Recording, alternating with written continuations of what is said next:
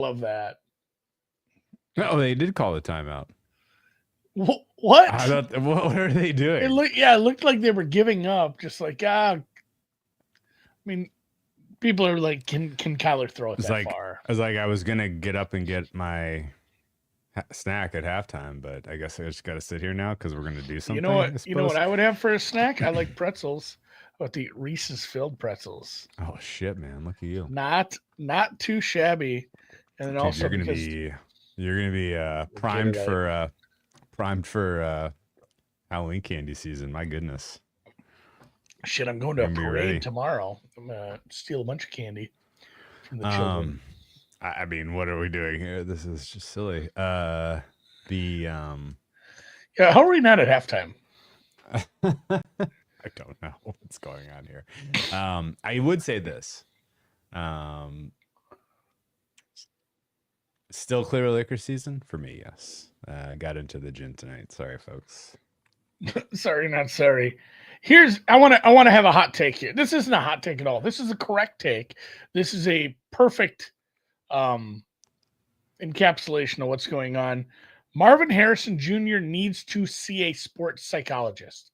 You don't just lose it. You don't just lose it.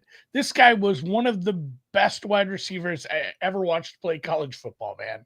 And yeah, he was on a good team with some other good receivers, but he was electric every time he had the ball in his hands. You don't just lose that. Like it doesn't just stop happening for you. He I don't know what's going on with his head. Can I bitch a little bit? He's not on the same page half the time. He's dropping balls.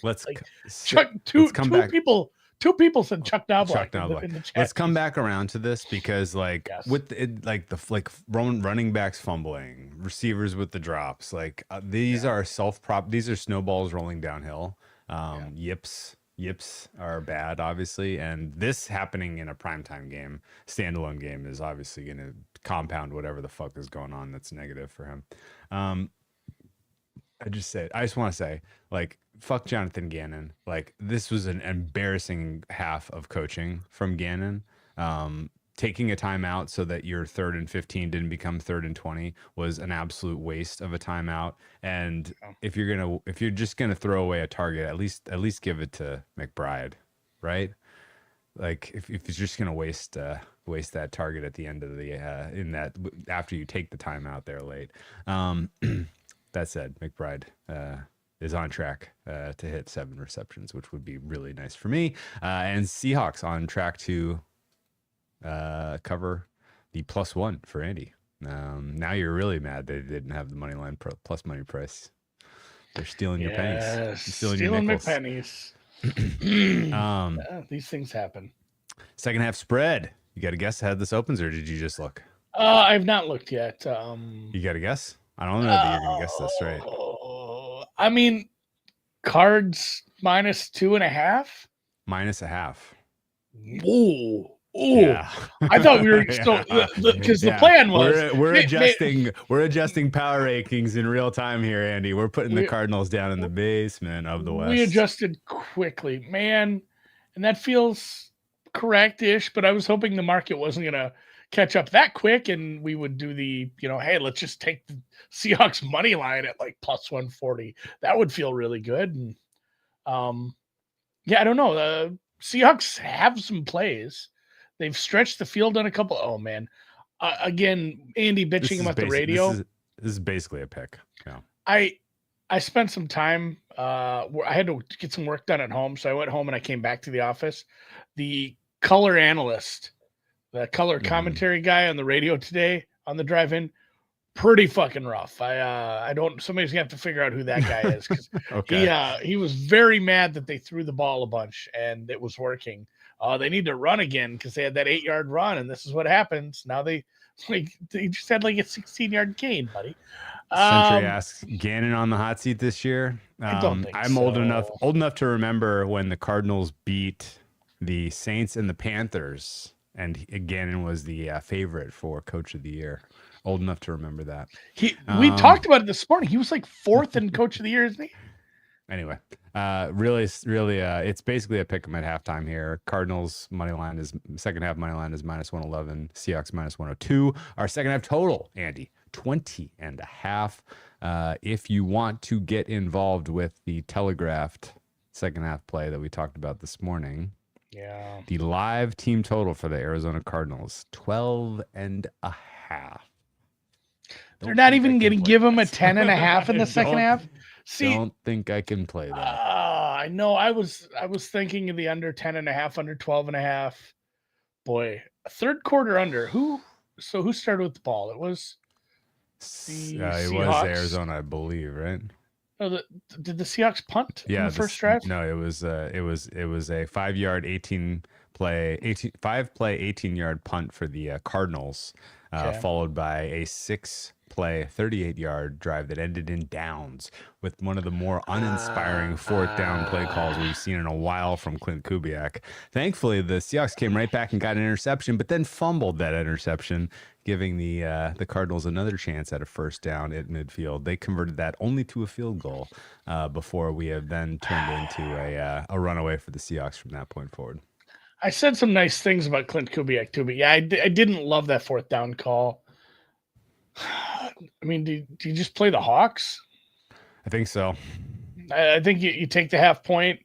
Second half ends up like 10-10, 7-7. I think that this total's pretty sharp. And well, if I was going to play it, I'd only play it one way. Really? I mean, the Seahawks are getting 14 points in the second half. Sam Darnold is dealing right now, man. I don't want to overreact to a half of football, but some of these passes that Darnold is throwing are fucking nice. And the Calais Campbell had a couple of fine plays. Buda Baker's had a couple of fine plays. Couple of fine plays. Calais Campbell he's rejuvenated somehove, man. Yeah. I don't understand. He's our age. He's out there, making a difference. But I have a tough time feeling like that's happening for another half of football when they're down.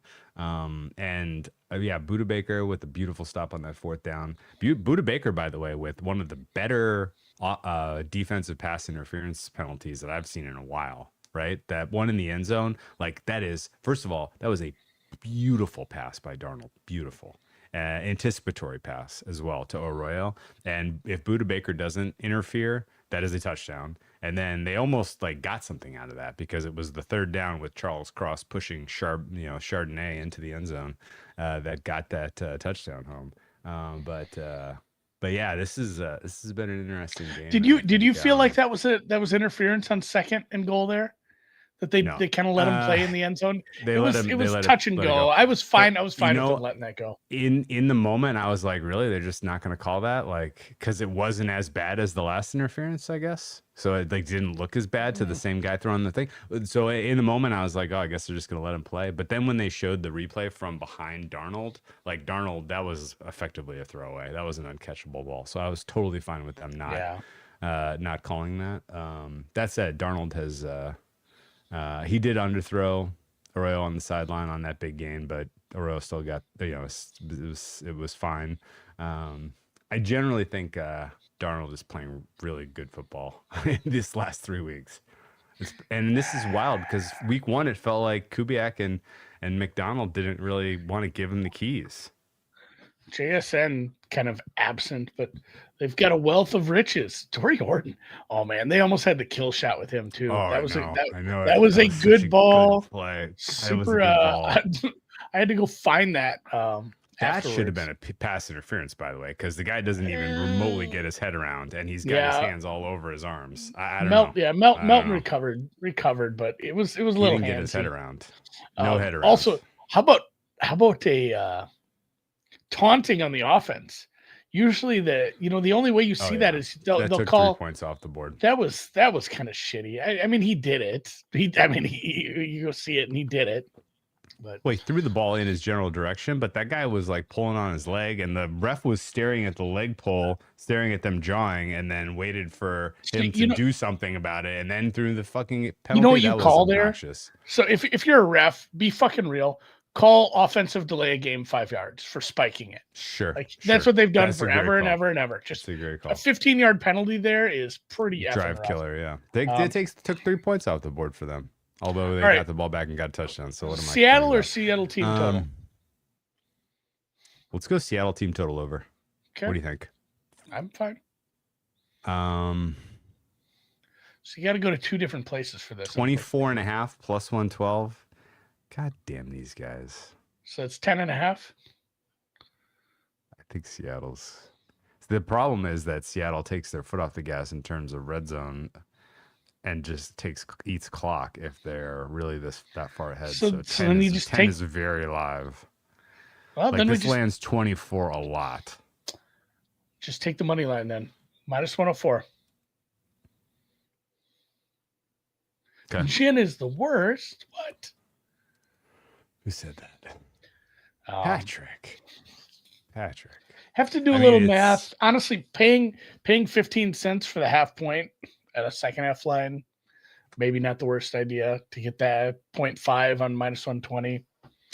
Shop around, maybe you can do a little better than that. I'll take the push if it comes to that. Yeah. So minus 104 money line. I kind of want the over because I feel like Gannon is he's in staring into headlights mode, and he might just go for it on 4th down deep in his own territory a couple times. Do you have a flat 20? So there's places that have 20 minus 120. I can't bet there. Let me see. Oh, I can get everything's locked besides 20 now. Fuck. I hate it when you can't expand it. They don't love to let here.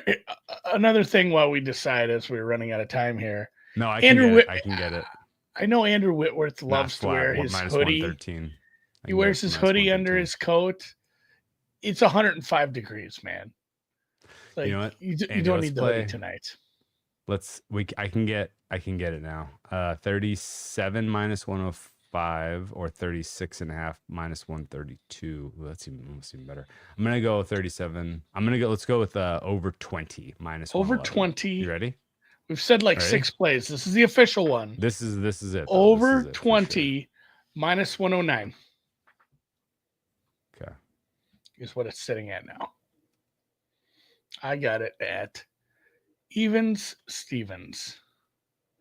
And I bet, and I'm just reminded now looking at my open bets I kind of went in on the props today for Ryder Cup, man. Oh, man. Oh, really? You're looking at the balance. You're like, wow, what happened? Did I lose? Yeah, what did I? Oh wait, no. What did I do? It's all at risk. Everything. Well, let's get there. Let's go there. I don't have much more to say about this game. We've covered it really, really well. I'd like to know if it actually is 69 degrees inside the stadium, because I went to a Diamondbacks game when it was 110 out, and it was definitely not comfortable inside the stadium. It was still 85. It was still pretty hot. The Ryder Cup card, you're up. I gotta pull up something and get your opinion, because I didn't realize that there was there was a little bit of shade on the hoodie blazer combo. I was actually looking at one recently. Now I need to get your opinion on it. You can wear it, but it's not something you wear this time of year. You don't wear it in the desert. Well, yeah, obviously, but that's not the point. That's what I'm saying. It's fine. Yeah, it's let's see. You know what we like to wear up here? The hoodie shorts combo when we're in this kind of tweener stage, because it's cool in the morning and hot in the afternoons. That is his uniform. He does have, Andrew Whitworth has one pitch or so. He does. It's true. It's true. All right, let me get your opinion on this. This is the important thing. All right, are you going to show me a thing? So that's not a hoodie. Put it up on the screen. Yeah, no, that's a hoodie zipped into a blazer. No? Is it? That just looks like a girl's hoodie. That looks like one of those really light ones that women wear, like some sort of cover up, a shawl.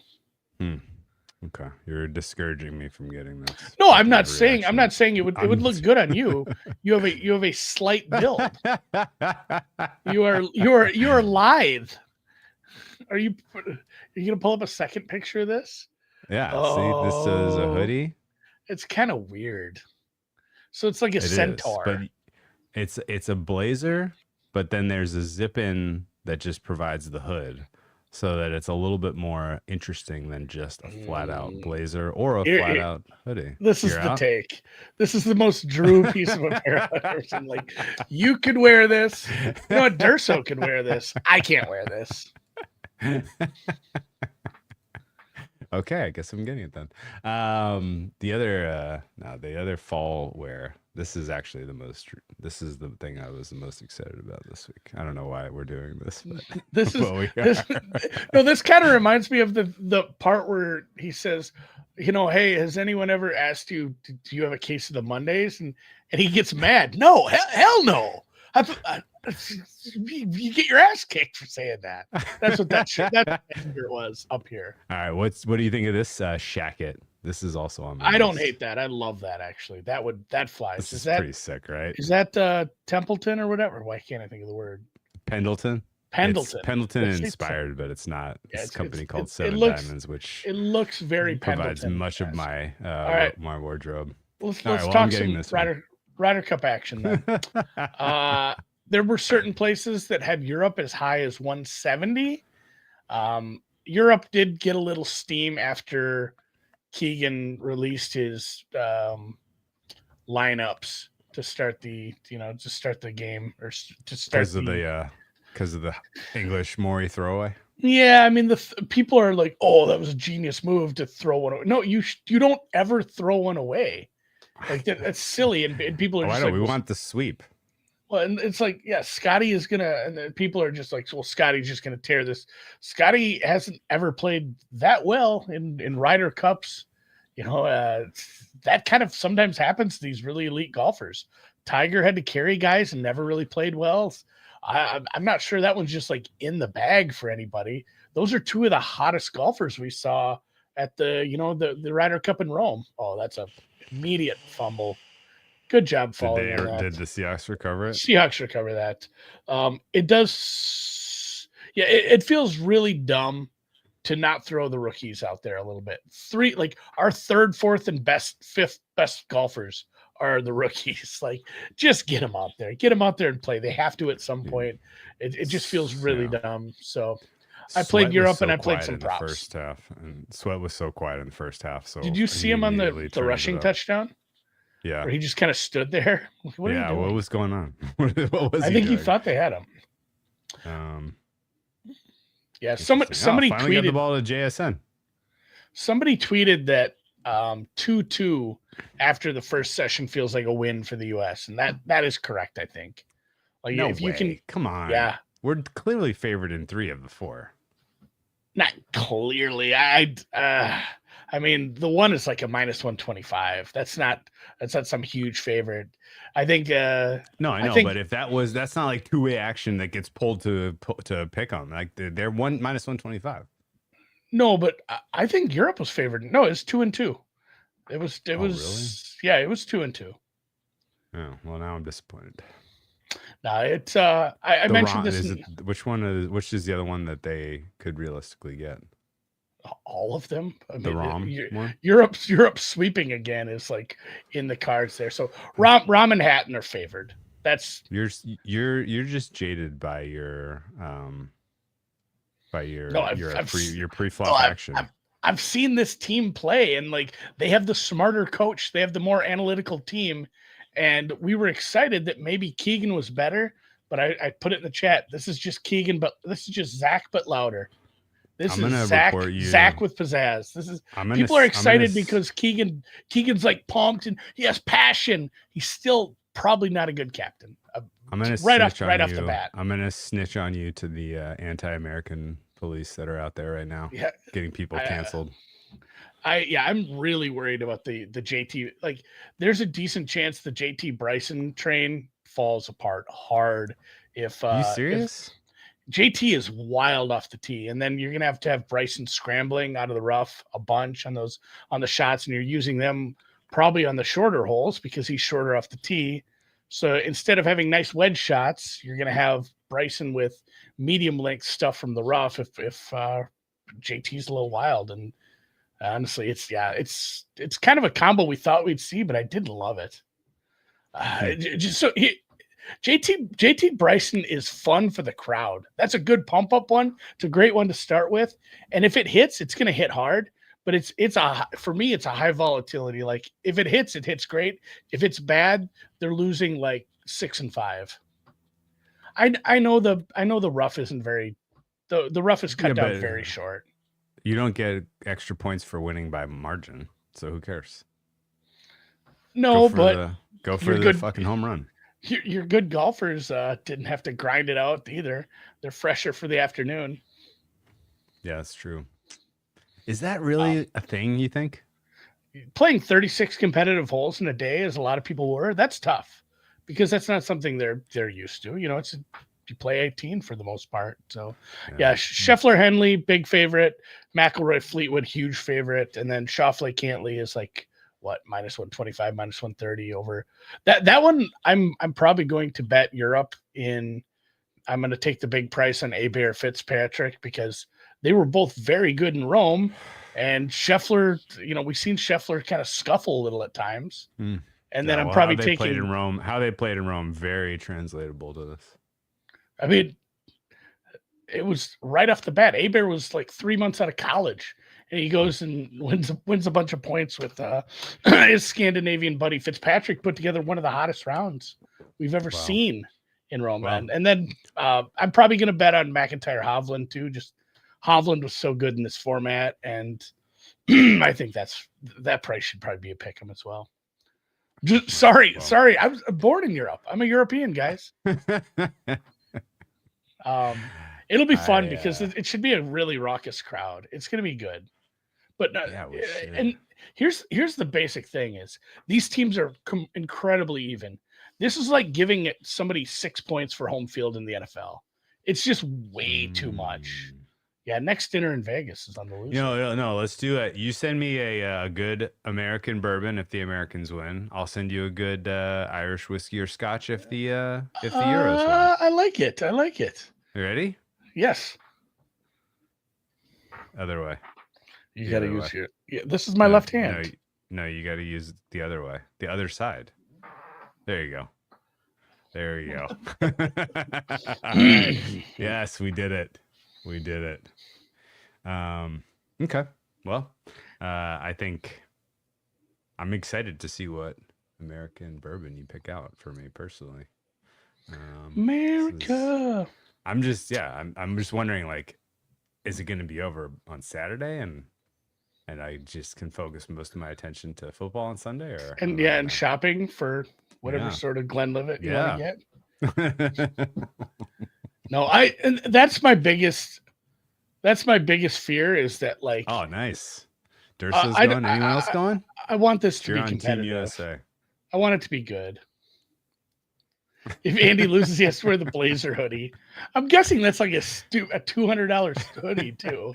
That I would just hate. No way. It's actually hate. Their stuff is cheap, honestly. Y'all gonna see the new Leo PTA movie? Absolutely. Oh, it is $200. Sorry. That's funny. Inflation, man. Jeez. Yeah, I'm pretty pumped to see this. What's your expectation? Because, like, are you going in with like a little bit of like a have you listened to all the PTA buildup of this and how long he's been working on this and what? I mean, a little bit. I've seen a little bit of it, but at the same time, I'm not like I'm not going in expecting Citizen Kane here. It just looks like a good film.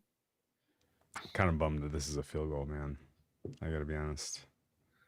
This was such a good drive otherwise, except for the fumble, obviously. I still haven't seen the horror film, the one with the girl from Ozark. I got to see that. People really said that was pretty good. What was that one called? Oh God, the one where all the kids go missing. That's a weird Daniel Day-Lewis is. Someone will just see. I don't have to say it. Someone in the chat will just say that. Sounds more like a Always Sunny episode. Weapons. That's what it was called. The one where all the kids go missing. Yeah. the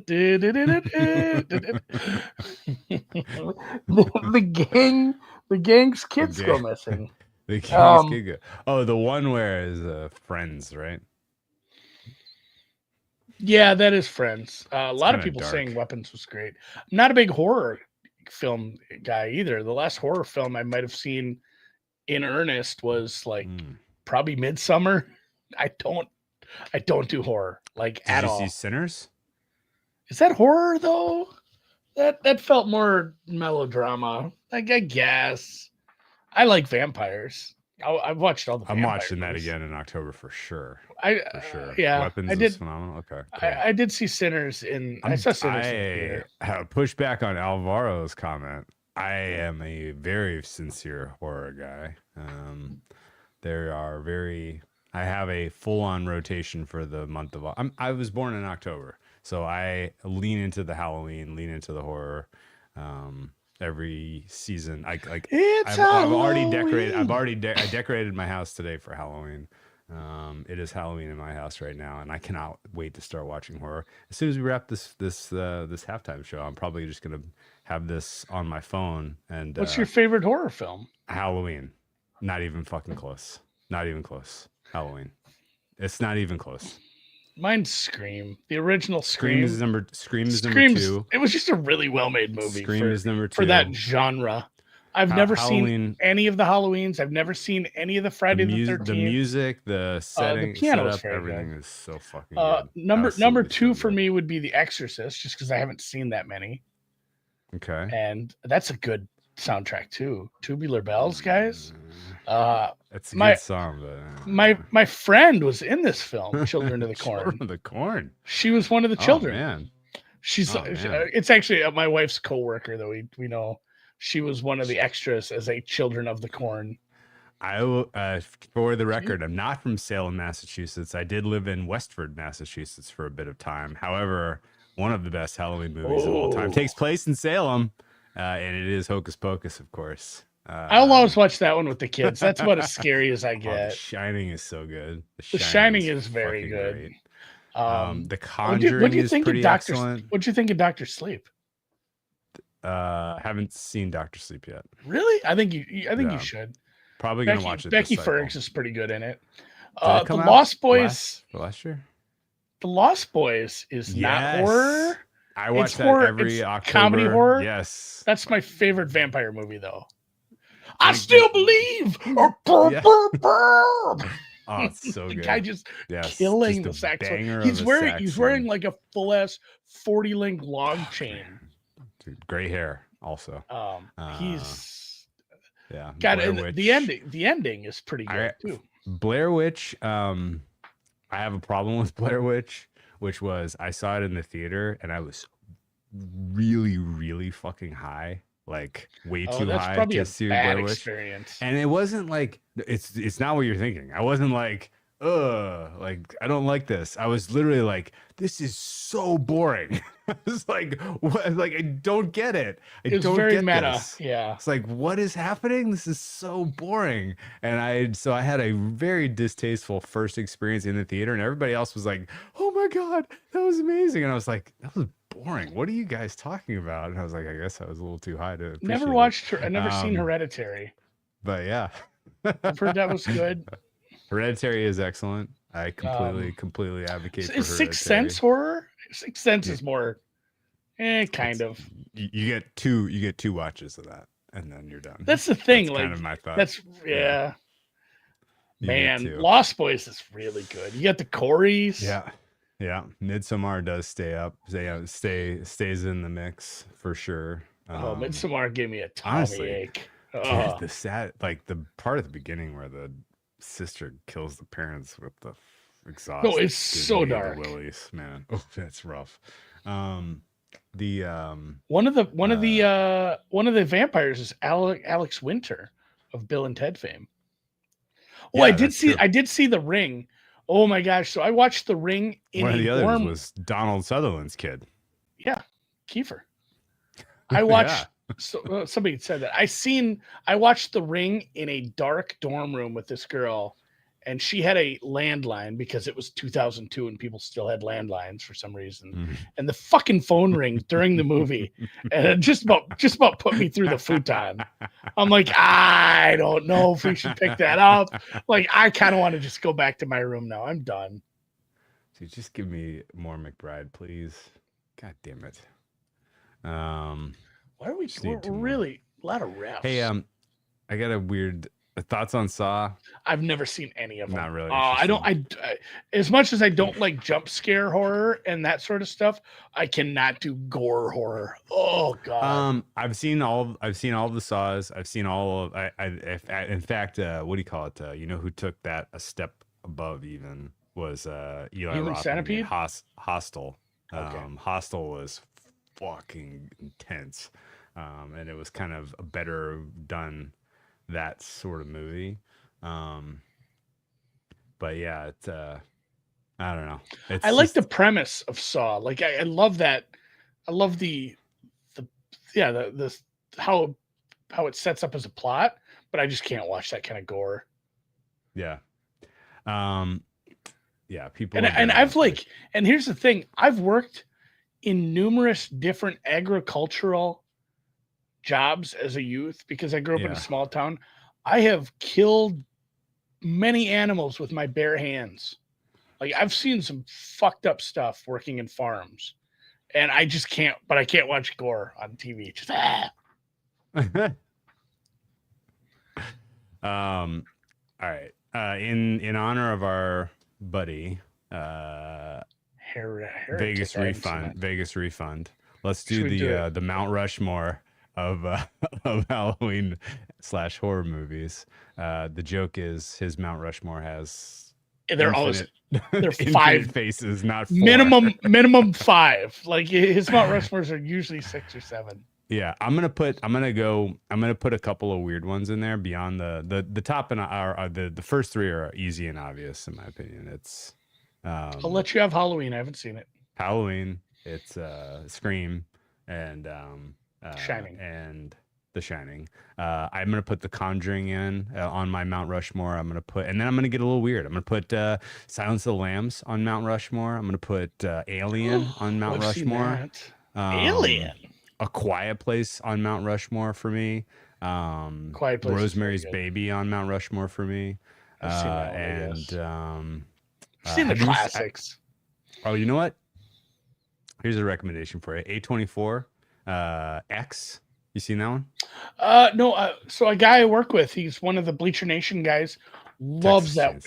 He was so pumped when the 3rd one came out, and he was telling me about it, and I told him, I said, I'll watch these. Is Parasite horror? I guess. Parasite was very well made. Parasite, that goes on my Mount Rushmore. If you like reading, The Shining, it's well done. Like as much shit as Stephen King gets for just churning out a bunch of shit in between the really good ones, like his highs are pretty high, and The Shining is well worth reading. Okay. I love that Zelensky went here. Sam. No, I love that Zelensky went here because the what do you call it? If you haven't read The Shining, the book, as much as I love the movie, I thought the book was better. Well, yeah, I've read the book a couple of times. It is so good, and there's a couple do you know? Have you read the book?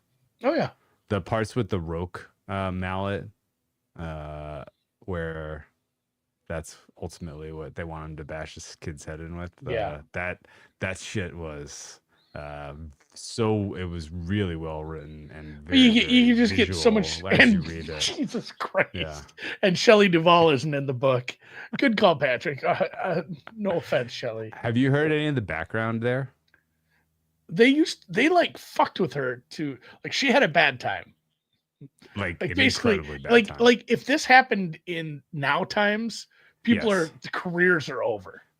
Stanley Kubrick is never making another movie. Yeah. He's being sued into oblivion. Like even Shelley Duvall, Stanley Kubrick lawsuit makes the Justin Baldoni, Blake Lively incident look like Child's Play. Like no fucking question. Child's Play. Did you have Child's Play in your list? Child's Play. That's on my Mount Rushmore for sure. Let's put Zombieland in the mix. Let's That's go old school. I'm gonna put let's get Psycho. Psycho is absolutely on my Mount Rushmore. Rear Window. I'm running out of. I'm not really naming ones that I very really good love. horror films. The Ring, you said already, but that's on Rear, the Mount Rear, Rushmore. Rear Window. I just watched Rear Window the other day. It's like the lightest horror because it's old Hitchcock stuff, but fuck, that thing still hits. Vertigo hits 100%. I do like Hitchcock quite a bit. Oh, North by Northwest is very good, but my favorite is still Rear Window. Yeah. Oh, good This suggestions, Bob. This is a crazy Mount Rushmore. It follows. I've seen it follows. This is true. Yeah. This is true by Link. I love it follows. I like zombie movies. Fast zombies are better than slow zombies. World War Z. He's a World War Z guy. So my favorite zombie movie, and this is on my actual Mount Rushmore of like, if I had to name my 4 favorite films of all time, there's no chance Shaun of the Dead isn't in the top 4. It's the best zombie movie. It's one of the best comedies ever written. Like I can watch that over and over again. And it has slow zombies, but it's fine because it's a comedy. And if you want actual horror, fast zombies are better. I'm pretty fucking annoyed with the Cardinals adjustments coming out of halftime, to be honest with you, especially since we're on the over. The adjustments were very fucking obvious. More targets to McBride, more targets to Dortch. Nobody else has a fucking pulse on this offense. Put the ball in those guys' hands. Like I really kind of disappointed here. Well, I'll go to the Winchester. This whole thing blows over. Oh, Shaun of the Dead. God, that's what I said. Damn, that was a good one. Yeah, I'm saying I want to watch that one. That's in my I'm top watch 4 that tonight now. That's in my top 4 of all movies. Fuck. Do you have a top? What's your top? It can only be 4. 4. You got to do it though. I got all night. This game sucks. Top 4 all time. I can think of 2 right off the bat that I have for sure. I can think of 2 for me as well. 2 for me off the bat are Point Break and The Goonies. Those were very formative movies for me. Yeah. The Goonies when I was 10, Point Break when I was like 18 or whatever. The other 2. Oh. We might have to come back to this.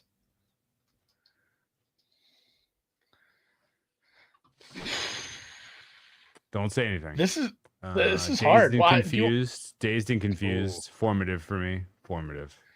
It's formative.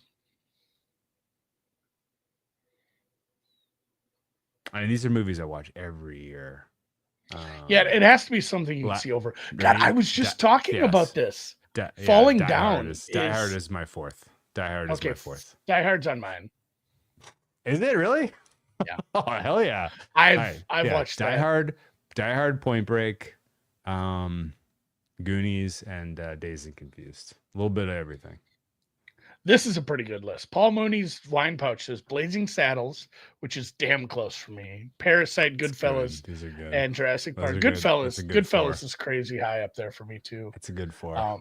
My 2 that for sure, Shaun of the Dead is mentioned, and then The Talented Mr. Ripley, which is probably number 1. I do like how I just like it's a really good book series too. Wow. And then from there, I don't know. Like you stole Goonies from me. That's close. Hey, I'll be there in Arch Cape in a couple weeks.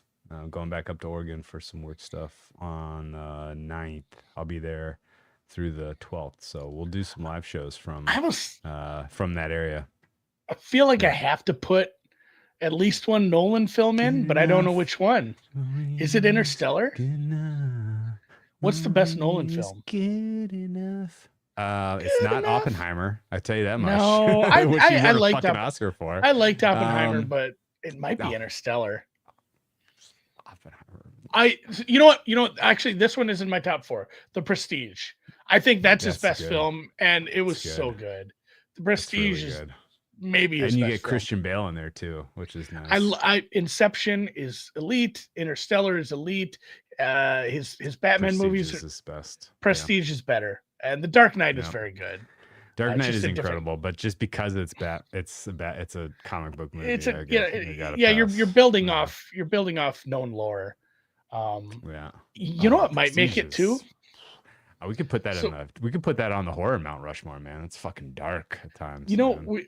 we were sitting and talking about listening to weird kinds of music and all kinds of music the other day, and I almost said what I had on the Spotify the other day, and I think this one might make it because I do enjoy old westerns as well, and Good, Bad, and the Ugly. I probably watch that twice a year. Oh wow, It's Jeez, man. tough because it's like you got to find time. That's 3 bleeping hours. I mean, Uh, it is, and it's good yeah, though, and we've the left soundtrack. we've left so much important stuff off, but like I'm just giving you what I'm my rewatchable top 4 all time. That's it. I might have Goonies too. We I watched that. We didn't put any Quentin Tarantino on there. We didn't put any Scorsese in there. Didn't even blink at. What's your Scorsese top film? It's not The Departed, which again, ironically, he won. People love that. It was good, but I did not love The Departed. I thought that was very. I know what mine. I know what mine is for Goodfellas, sure. I think Goodfellas. Goodfellas is like the most rewatchable one, but the best one he made. And I was talking to Cal about this the other day. The most cinematic film for sure for me is Raging Bull, and I watch that at least once a year. Okay, I like that quite a bit too. Goodfellas is just so rewatchable though, man. It is so good. You know who else we left off the list? David Fincher, one of the Tarantino's. Adding to, you know what, I'm gonna add to the horror Mount Rushmore, Zodiac. Let's get Zodiac up there. Incredible Fincher film. Seventh probably good. Counts as well. Seven's horror. You know what? Memento is actually almost horror. Somebody mentioned that. Here's so Pulp Fiction was formative for me because I was like, sure. I was in like, I was a like, young. Oh, this is what a good movie is. Yeah, I was like in junior high, and you'd never seen anything like it. Of course, but Jackie Brown might be better. Jackie Brown just. That's not. I don't even know if that's really that. No, I just Pulp Fiction and Reservoir Dogs are like held up here. It feels like The Usual Suspects. It loses a little of the luster. It's kind of the same thing as watching The Sixth Sense over and over. Like, you know how it ends, so it loses some luster. But Usual Suspects is great. Can we just get one more catch for fucking McBride? Good Lord, guys. Paddington, the whole Paddington series, Paddington in Peru, the OG Paddington, they're all pretty good. Oh, you know what is funny? Paddington. Fuck, what did I watch recently? He's named after a train station. Oh, I meant to ask. This is a good format for this. Or should we save it for tomorrow? Talk a little. Do whatever you want. I'm fine. Should we save a little TV and pop culture for tomorrow? We have plenty to do tomorrow. All right. 2 fun things for you. You ready? Yes. There was a you're caught up on the trap. Or the task. It's just task. So task. It's not the Pixies. It's not Pixies. the anything. It's just task. Yes. You're caught up on task. You've seen all 3. Yeah. The state trooper chick that's on the task force. That's the. I love people that are just. The whole chat is just names of films now that they like. Yes, Event Horizon was very good. All right, that goes on the Mount Rushmore of horror for me. Event Horizon, absolutely. Yeah. All right, I know you're talking about the fuck up one, sure. Yeah. I recognized her, but now, and it was killing me. I was literally just like, where the fuck do I know her from? Like, what the hell? And I looked up her IMDb, and I was like, no, love doing no, this. No. I was like, no. I was like, no way. Do you have a guess as to who she is? I kind of want to look at a picture. She was in a little bit of a viral movie from 2 years ago that I'm sure you saw it. Everybody, I think, saw this. It was a very weird movie. She had a I looked prominent up. role. Yeah, don't look her up. Are you cheating? No, I'm just looking. I want to see a picture of her. I can't place it. Did you ever see the movie Saltburn? Saltburn. That's it. Saltburn. She's Venetia in Saltburn. So I looked up like the white trash niece because I knew her from something. Maeve? That's Maeve. Where do you know Maeve from? She was in Coda. Oh, yes, of course. That's the one that was But yeah, bugging me. Venetia being that fuck up chick was literally like, no way, no fucking way. People not having the couldn't believe ability to pull up IMDb on their phone like 20 years ago. Oh that God, good. I God feel help 'em. so bad. I feel so Yeah. bad to not. This is my favorite thing to do. Yeah. It's like, But where yeah, I know this yeah. You know what my favorite one of those was? Let's just for a second humor me with Venetia, like playing that role, and then also like Upper Darby State Trooper. Like it's a pretty that's some range. That's some range. I get a hat tip to whoever that actress is. That's is a it good Allison Oliver? No, Allison Oliver. Is it Allison? Yes. Is that her? Is that her name? That's her name. Hat tip to Allison Oliver, man. My God, that's range. So here's a fun segue. We have seen Parasite. We brought that up earlier. That being one of that's definitely a top film. So what was your biggest one of those where it's like, where do I know this guy from? Where do I know this gal from? And you look it up and it's like, holy fucking shit. Like, was it this one, or do you, because I have one. I have one that crushed me, that I just couldn't believe, that I actually went and like, I did not believe IMDb and I thought they screwed it up. What was it? So this is mine, watching the first season of The White Lotus. Okay. And the love interest, I can't think of his name in the show now, but he's in multiple seasons. Oh, Uncle Rico. And then I look at him as Uncle Rico from Uncle Rico from Napoleon Dynamite, because I'm like, this guy looks vaguely familiar. And you look it up, I'm like, nah. Because at that point, I'd like watched Greg. Yes, thank you, Paul Mooney. I watched a couple episodes, and you know, it's not the same character as Uncle Rico. Oh God, the Robin Wright Penn looks very different than she did when she was a younger woman. Yeah. Another one too. She was on an episode of, my wife's still watching Grey's Anatomy, and Jennifer Grey, just funny, Grey's Anatomy, was on an episode, and my wife's like, I'm 90% sure this is the nose thing. The nose thing. Yeah. Yes, she had very, very distinct surgery that changed her entire appearance. Yeah. Because that one, every time you see her, it's like you're 90% sure it's Jennifer Grey, but you can't be 100%. Like, it could be just another good-looking girl. I was gonna bring what somebody mentioned Paddington too, and so I was gonna. That was where I was going with one of this story. I have no idea why this completely was under the radar, off the radar for me entirely in 2024. But there was a Michael Fassbender show called The Agency or something like that, or Central Intelligence: The Agency or something like that. And he's literally like a CIA, like, full on veteran in the London field office, and they're doing all this espionage shit. It's a Paramount show, and Paramount Plus, and I was watching it. I watched a handful of episodes. I'm like, fuck, this is way good. And it's like, it's funny because like it came out around the same time as like the Jackal one, the Day of the Jackal. Yeah. And it's so much better. Like, not even fucking close. Like, the first 3 episodes of Jackal are great. Then it just goes completely off the fucking rails. The Agency is much, much better. And I really did enjoy watching it. It's a little bit kind of espionage porny, where everything just happens to work out. So spoiler alert if you watch season 1. But there's a guy in it who is like British intelligence, who's like, kind of doing this dance with Fassbender throughout the whole season, right? And I'm like, God damn, this guy is familiar looking. Like, I know him from somewhere. I couldn't place it, and I looked him up, and he's from Paddington. He's Paddington 1 and Paddington 2, and he was also the Lord Grantham from Downton Abbey. So I was like, I didn't watch that. I was like, right over my head. I only watch British comedies. Yeah, I've never watched any of that. Or God, what's the one with the one that girls like?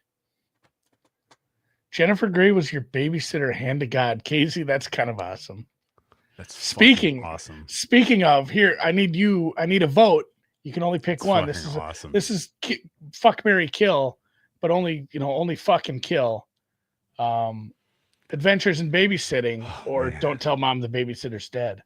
Ooh. Elizabeth Shue versus Christina Applegate, two very important girls in our younger years. I'm a Jennifer Shue guy myself, even though I did love Married with. You said Jennifer Shue. Elizabeth Shue, excuse me. I'm still looking at the Jennifer Grey. Elizabeth Shue, sorry. My apologies, Miss Shue. My wife's first call for 4 movies would be Dirty Dancing. That was very formative for her. She said formative. I carried a watermelon. I carried a watermelon joke a lot. Oh God, the funniest part is and then the hilarious abortion scene. No one puts baby in the corner. Yep. The kind of dark in the middle. Like they hire a back alley guy to do an abortion. I think I saw Dirty Dancing for the first time when I was 8 or 9. And I was literally like, huh. So she's like sick and the doctor helps her. Why is the doctor mad? Like, because she was just sick. He helped her. Like, it's like the first time you see Forrest Gump. It was unclear. Yeah. It was the first. Yeah. I was young when I saw Forrest Gump. I was like 7 or 8. I don't know when it came out. Yeah, there was a full on coat hanger involved in that scene. Some of those too where his mom fucks the principal to get him into school, and he makes fun of him making noises. Like, I didn't get that the first time I watched Forrest Gump. I'm like, what's wrong with this kid? Maybe they are right. Maybe he shouldn't go to this school. Like, get this kid back out of there. He comes out all sweaty. It's like, God, did she just beat him up? Finish the studio. Your mama really loves you, son. So the new season of Slow Horses is starting. There's 1 episode out only. It was decent. I know a lot of it is they do have to set it up, so a lot of it was exposition for the first episode. Let me think of what's been good prestige television lately. A lot of the stuff that was kind of buzzy over the summer ultimately fizzled for me. You know what? Friends, your Friends and Neighbors was good. I did finish that up. I hope complicated second half of the season. They got weird with it. Like, that was another one where they like came into the pitch room with a 3-episode arc that fucking killed, and then we're like, okay, now what? Now what do we do? Now what? A little bit. Honestly, you know what I've been watching when I just need something on in the background? I've been just going through 30 Rock. Like there's like 6 shows on NBC over the years that you can just watch, and that's one of them. Parks and Rec, 30 Rock, honestly, even The Office, which, obviously that took a huge downhill turn after a while. Seinfeld, Frasier, like there's just been so many good NBC shows. So we joked about like, what else does Peacock have? Peacock has reruns, baby. Yeah. That's here's it's not good. So I've watched The Sopranos a few times. Something I've never done. I've only watched The Wire 1 time ever. I might do a rewatch of that. That's such a good film, such a good show. But I watched it recently for the first time. So we talked about this. A lot of those shows happened like in the middle of Andy's 22. So he's at the bar every night partying with his friends. So he didn't watch The Sopranos. He didn't watch The Wire. I watched The Wire like 5 years ago for the first time. And I was kind of mad that I'd missed out on it for 15 years. Man, why didn't anyone say anything? Yeah. Oh, everyone said anything. It's a big undertaking. You know what? It is almost. It is. It's a heavy lift. If you haven't, it's only 5 seasons though. So, another one which is quick. Back to RJ's question. If you like the studio and you're kind of in that, like, I want something funny but good mood. The funniest thing I saw on television all year was not close. It was not the studio. As good as the scene with Bryan Cranston with the lobster in Vegas, like, what happened to this town? You can't put, that whole arc in episode 9 with the mushrooms. It's no school amazing. Hollywood buffet. So fucking funny. But the hardest I laughed all year was Tires. Tires is amazing. Thomas Hayden Church and Shane Gillis, fucking Shane amazing. Gillis might amazing. Shane Gillis might so disappear. He might So disappear 5 years from now, but he has absolutely captured the zeitgeist of what the world in What's America funny is right now. now. Yes, Like very Chappelle-esque in like 05, 06 kind like of. he could get Dane Cook and question. be just doing No the question. local casino runs, Yeah. in 5 years. But right now he's very good. And Durso pointing out that season 2 is better. Yeah, bringing in Thomas Hayden Church was great. Yeah. The HR scene is very funny. I've worked in places like that where it's like, hey, this guy probably can't come to this meeting. I remember working at a factory when I was like 22. I was 22 in a lot of stories, but we had to we were bringing in some people from a vendor, and they were from, a lot of our vendors were local, or a lot of our customers were local. These people were coming from New York to like a tiny town in Wisconsin where this guy had, very rarely left this town in his life. And he was, he was like people were in the 50s, except it was the 2000s. And we had to have a talk. It's like, should we even have this guy at work when these people are touring the factory? Because he says some stuff that is just super offensive sometimes. And it just happens. Well, I lived in Wisconsin. What do you think? Of course, I went from the factory to the bar. That's there was a path. I mean, they make that. A show worth watching if you've never watched it. My favorite show, my number one. It will never be replaced as number one on my shows. And I always do a rewatch starting in the middle of October. Yes. Coming up soon. The Leftovers. If you haven't watched it, it's a few seasons, so it's an easy one. So also the three seasons are very different, which is it is wild. It moves. Like if you have never seen Leftovers before and you watch the first 2 episodes and you're like, what the fuck is wrong with Andy? Does he have a head injury? Continue to watch. Continue to watch. Oh, they're calling this back. The refs getting involved really fucking are over here, man. This one was a bad one, I think. They're gonna call JSN? Oh, gross. Either way, love the Leftovers. Carrie Coon is amazing. There's a guy on Twitter that's kind of tertiarily involved in sports and gambling Twitter that it's her brother. How was that? That did not feel like a reasonable call at all.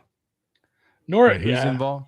Who's involved? Who's Carrie Coon's brother? Carrie Coon's brother is like, I've seen him on Twitter where, somebody like comments or something and you click on their thing. Call.